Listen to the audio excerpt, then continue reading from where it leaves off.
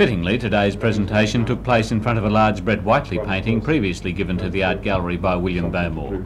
His latest gift of a Conrad Martin's oil, painted in 1835, has a special significance. Mr Bowmore presented the painting in memory of the late Mrs Elmer Whitehead, who for 24 years was his secretary at Woodlands Hospital and was well known for her charitable works. Members of Mrs Whitehead's family were at today's simple presentation ceremony in the art gallery. Valued at $55,000, the painting is of an inlet on Tahiti's Maria Island and was painted by the artist Martins on his way to Australia. Mr Bowmore has owned the painting for 15 years and is still enthusiastic about its appeal. It is delightfully painted. The clouds at the back they're very subdued, and the mountain at the forward of it comes in very nicely, and the painting is such that it goes from dark into light, and the shading of it is very magnificently done, and it recalls what a great artist can do.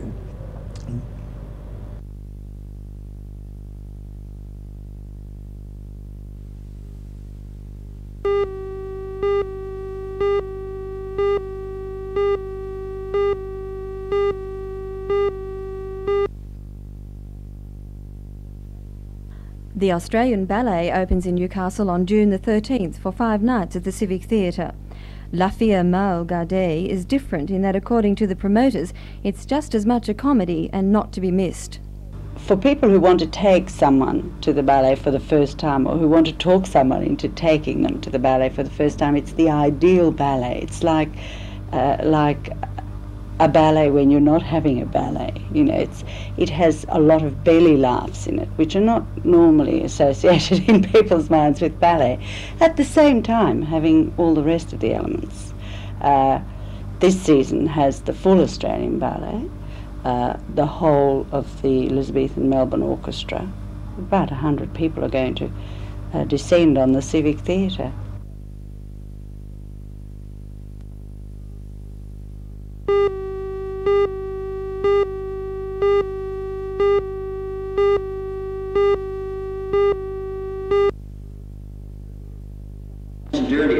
Dr Hale Kendig gave his lecture today in the David Madison Clinical Sciences building at the Royal Newcastle Hospital. The Research School of Social Sciences at the Australian National University set up a project called Ageing and the Family to study the implications of an ageing population.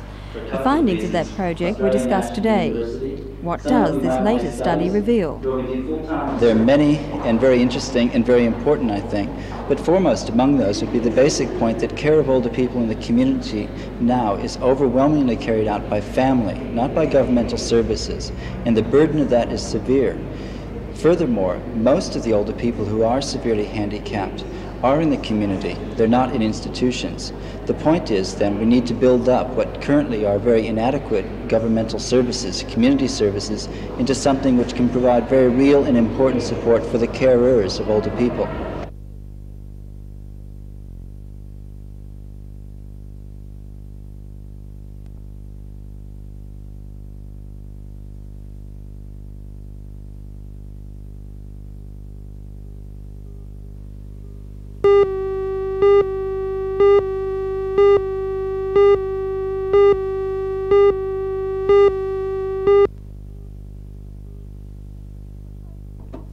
The proposed $2 million extensions to St Francis Xavier's involve major alterations to prepare for the intake of 900 Year 11 and 12 students in 1985. The Catholic Education Office had planned to make a start on the work by the middle of next month, but it now seems unlikely that will be possible. Approval to go ahead with the proposed construction work was given by the Newcastle City Council last week, following a special joint committee meeting called specifically to debate the issue. Immediately following that meeting, residents groups opposed to the extensions contacted the Trades Hall Council and won its approval in principle to a green ban on the development. At its meeting last night, after hearing submissions from residents, the Trades Hall Council decided a moratorium, pending talks with officials from the Catholic Education Office, would be the best course of action. At this stage, we place a moratorium on any development until such times as we've had the opportunity, that is all parties that were involved in this discussion today, to sit down with the Catholic Education Officer, put to them the problems as we perceive them, seek their response, and then we'd probably have to go back and determine what we're really going to do, dependent upon that response. The decision is likely to upset church officials who are concerned that the work will not be completed in time. But Mr Barrack is confident that a compromise will be reached soon. I think that's a possibility. I think that if the issues that we intend to raise with the Catholic Education Office can be resolved, then there would be no need to proceed.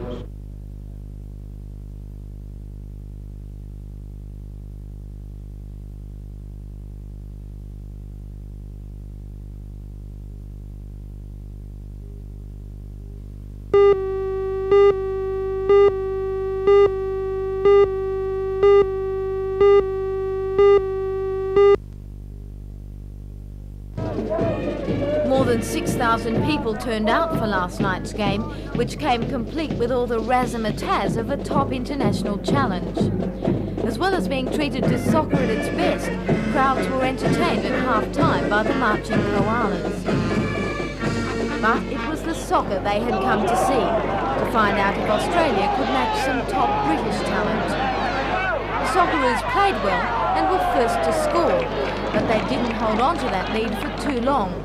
The Scots were quick to retaliate and the half-time score was 1-1. It was a tense game throughout, with many would-be goals being stopped at the last minute by goalkeepers. The Glasgow Rangers came into their own in the second half, scoring 2 goals in quick succession to make the score 3-1 in their favour. But the Socceroos fought to the bitter end and managed to lift their score to 2 just 5 minutes before the final bell. The idea behind last night's game, and a series of similar matches being played around the country, is to give the Socceroos some tough competition to prepare them for the 1986 World Cup round. The Australians may have lost the match, but if it was practice they were after, then they certainly could not have been disappointed.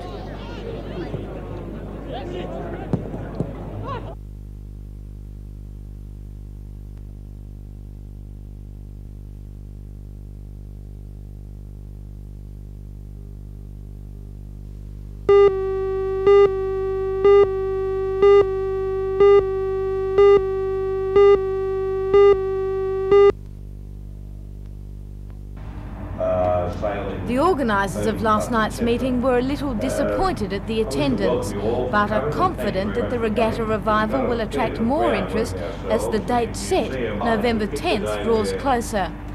Most of the people who attended the City Hall last night were from sailing clubs.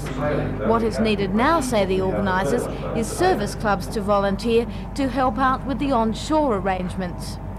The idea for the regatta belongs to Captain Ken Hopper, the president of the Newcastle Maritime Museum Society. He believes that it is possible to re-establish what was once a great tradition in Newcastle. It's being planned for a revival of a Newcastle Harbour Regatta, which was a feature of Newcastle for perhaps 100 years, until 40 or 50 years ago. And we would like to revive this, particularly now that the council has the land at the East End. It'll be in cooperation with the council to utilise that land to make it a fun area and to give people a good day out to build up what our harbour's all about and to have a day of enjoyment. And what sort of events would you like to see included? Well, we're looking for normal type races like sailing races, perhaps powerboat, even canoes perhaps. We're looking for novelty ideas, surf boats to race to emulate the old butcher boat races, and anything we can think of, a float. There'll also be a parade of veteran boats, what we call historically significant vessels, and we're hoping to be able to give trophies and that type of thing for this. That's the idea of this meeting.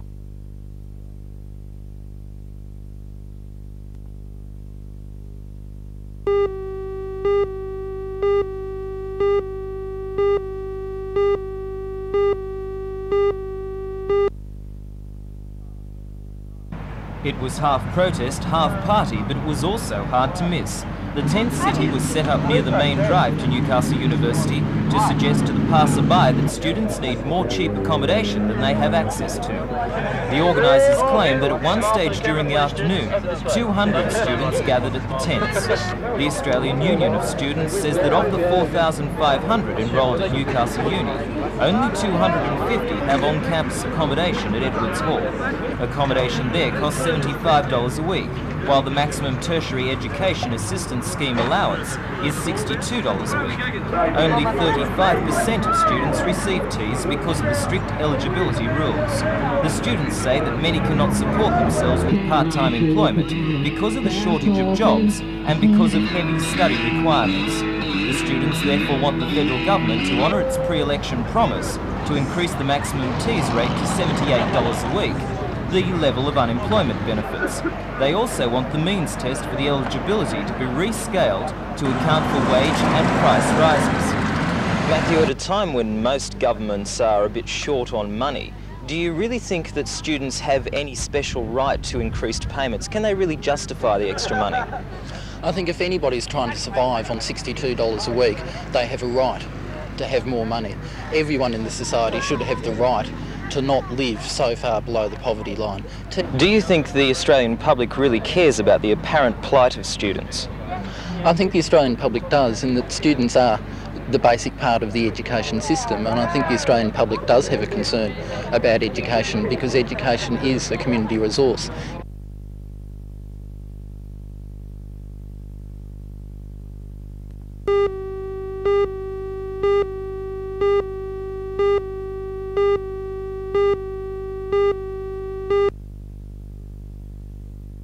This weekend's convention in Muswellbrook is politically important. Some of those present will probably be leading parliamentary figures in years to come.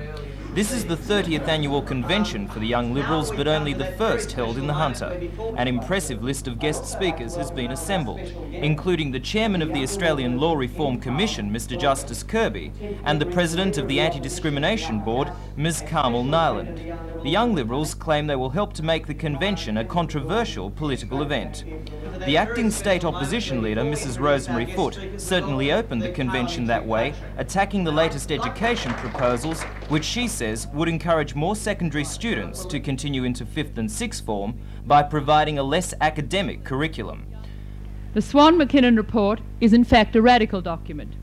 It follows the same anti-excellence, pro-mediocrity line which Dr McKinnon promoted in schooling for 15 and 16-year-olds 4 years ago. And if it is adopted, I believe it will lead to a significant decline in the educational standards of New South Wales youth. Despite Liberal criticisms, it seems the Labor Party can do no wrong electorally. I asked the state president of the Young Liberals, Mr Michael Photius, what they and the parliamentary party were doing to steal back the political initiative. Well, the Young Liberals are particularly impressed with the party in New South Wales which has now taken up the gauntlet with young leadership, and that we see is of a primary issue to bringing back the youth vote. I think we've seen the development in New South Wales of a Liberal Party with a far more contemporary outlook than we've ever seen before. Less conservative, more Liberal.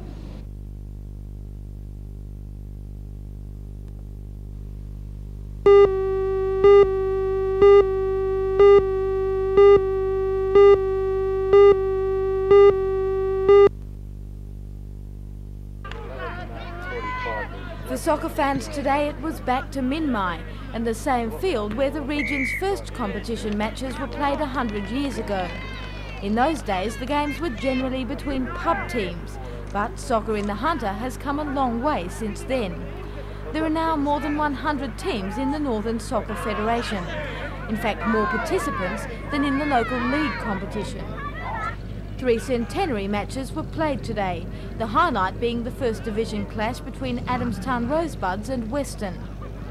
As well as the soccer, there was entertainment in the form of pony rides, a merry-go-round, stalls and a chocolate wheel. One of the guests at today's celebrations was Jock Hodge, who was right winger for the Australian soccer team when it toured New Zealand in 1948. Jock has fond memories of that time, but believes since then local soccer has advanced in leaps and bounds. I think at the moment it's the soccer's improving a great deal in all over the place really. But with all the coaching we're getting, I think we're going a long way.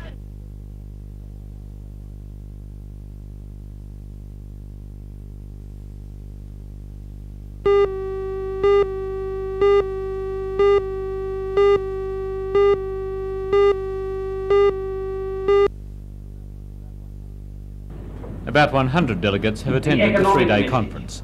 They've heard the views of over a dozen guest speakers, ranging from Mr Justice Kirby to the editor of The Australian to the President of the New South Wales Council for Civil Liberties. And they've discussed their own views on wide-ranging political issues. But the last word came from Senator Peter Boehm, who admitted that much of the official Liberal Party policy is not relevant to young Australians. Irrelevance as between generations. Young Australia tells us that they're concerned with alienation. They're concerned by rapid change, concerned by uncertainty, concerned about unemployment, concerned about their dependency, concerned about the confusion regarding goals and the kind of signals they're receiving from society about what they can do and what they cannot do. And they're concerned about their prospects and their powerlessness. Senator Boehm told the young Libs they must do more than represent established, secure middle-class youth, and he urged them to reach new groups in society. To this end, perhaps 2 motions passed by the convention dealt with the preservation of rainforests and disarmament, issues once seen as the domain of the political left. For the first time, I might even say almost as a launching pad for the future, the Young Liberal movement is addressing a group that we may have not related to in the past in terms of issues like national disarmament, in which we've supported a multilateral course of disarmament, the complete opposition of chemical warfare, and have in fact censured the French government for nuclear testing on Mururoa Atoll. The other issue, of course, is rainforests, one of critical concern to young people that the Young Liberal movement took, and the Young Liberal movement, of course, took the view today that those rainforest areas should be listed on the World Heritage listing, and so we're right behind the environmental cause. I think, in fact, that brings us much closer to the views of young Australians.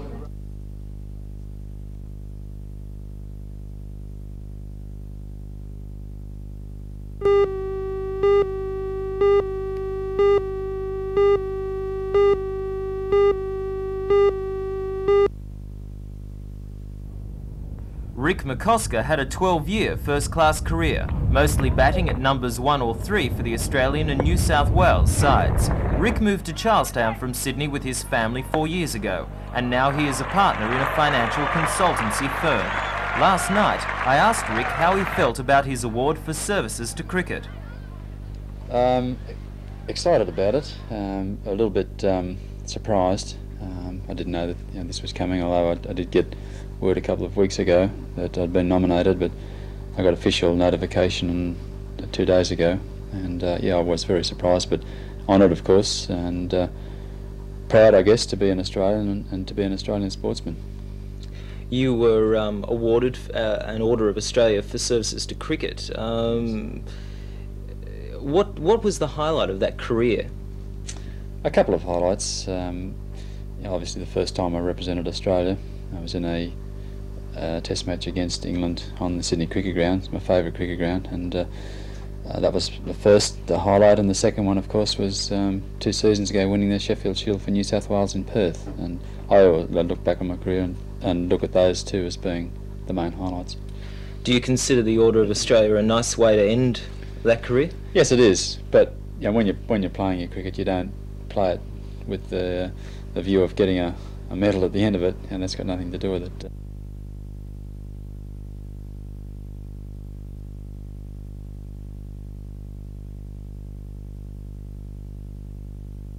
Give recognition for the amount of time and effort that